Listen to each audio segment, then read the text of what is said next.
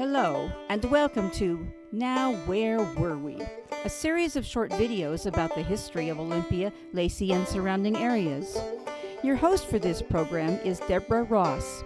In this series, Deb takes us to locations that inform us about the history of our community. She also visits with local historians. We welcome your feedback and suggestions.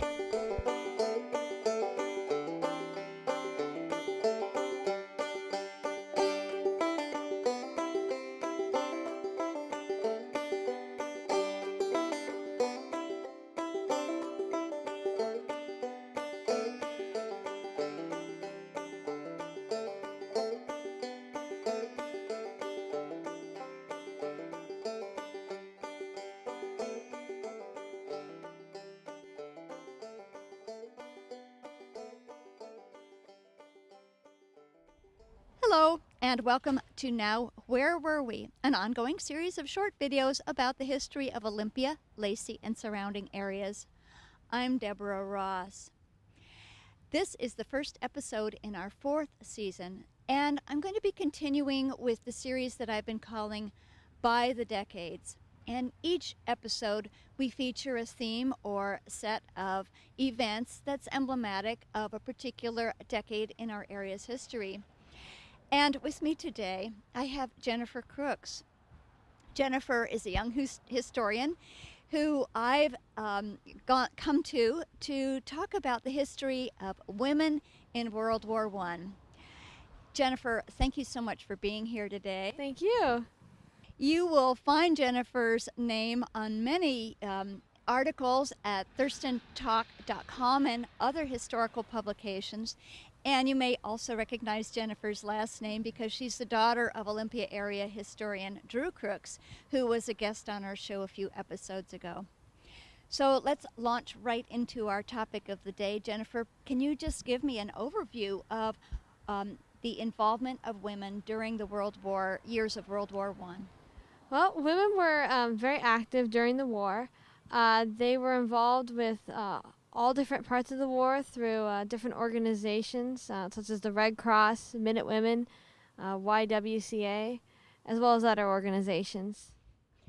Well, why don't you tell me a little bit first about the Red Cross and women in Olympia and their involvement with that organization?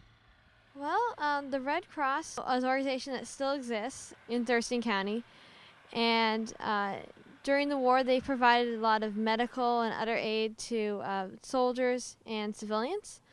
The women were involved from the start. They served as Red Cross nurses overseas.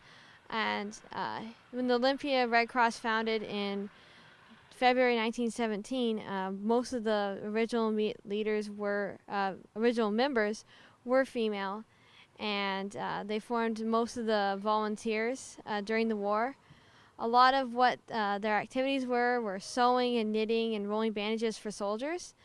These were traditionally female things to do, so they did a lot of that work. So these supplies that they created, were they shipped overseas or were they kept here? Well, some were kept here, but a lot of it was shipped through Camp Lewis up north, and they used some at their hospital there, and they also shipped some overseas. You talked also a little bit about food conservation. Tell me a little bit more about how women were involved with that and why food conservation was important. During the war, there wasn't, in the United States, official rationing. But people were urged to conserve food. They called it food conservation at the time. Women were encouraged, because they were the ones doing most of the cooking, were encouraged to sign different pledges, pledging to follow the guidelines, and they would have wheatless days and meatless days and that sort of thing. And so the idea was that the food that was conserved could be shipped overseas or sent to Camp Lewis to support the military? Yeah, the food that they saved, the idea was that they were supposed to, by using other things instead of wheat and meat, there would be more that could go to soldiers and then overseas to civilians. A lot of the countries over there were really facing severe food shortages after so many years of war. And were they also encouraged to develop gardens to support food promotion? Yeah.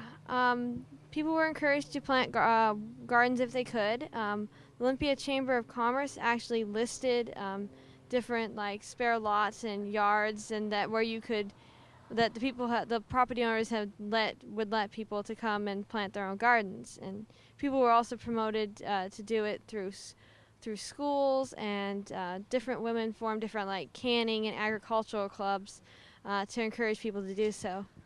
Now, you mentioned also the Minute Women. What was that organization?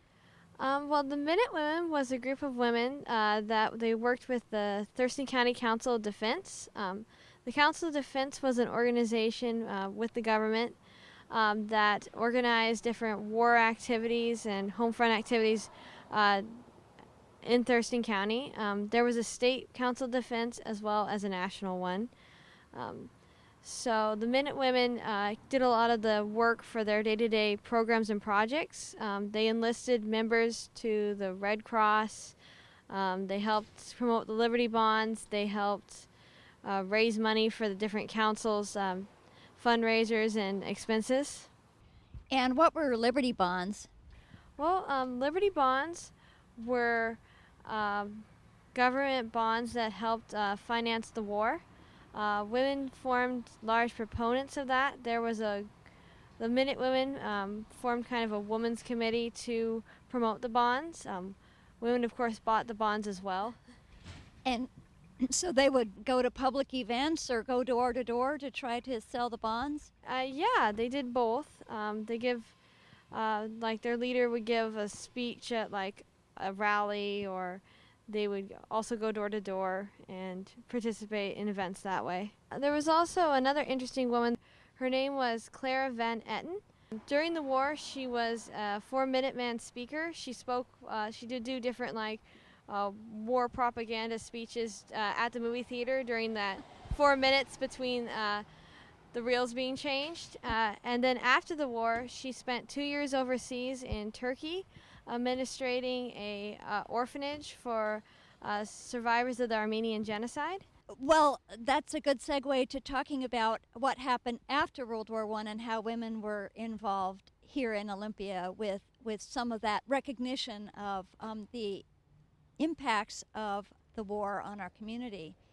Yeah, women were very active in post-war things. The Minute Women actually sort of formed a patriotic group that did different things to commemorate the war and help veterans, and they actually, the Thurston County group existed into the mid-50s. And we are here at the American Legion Hall, and I know that women had a lot to do with the creation of this hall. So tell me a little bit about how that came about. After the war, Olympia had 2 veterans organizations formed, the American Legion and the VFW, Veterans of Foreign Wars.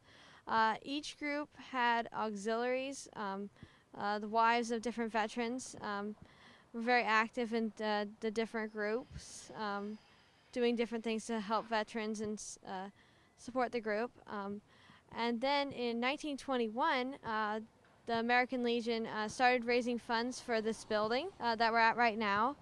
And women formed a very important part in raising funds for the building. The Rotary Club and then a women's committee also helped form different fundraising campaigns across the county, which help enlist everyone from like different other communities to school children to help raise funds for the building. You know, Jennifer, one of the themes that has come over again and again throughout all of our seasons of this show is the prominent role that women played in our community. And I get the sense from what you're saying that this was a continuation here during World War I and after, with the women at the highest levels of society being really involved in supporting our troops before and during and after the conflict. Would you agree with that? Yeah. A lot of the stuff that they did during the war was kind of a continuation and kind of building upon the women's clubs from all different segments of society.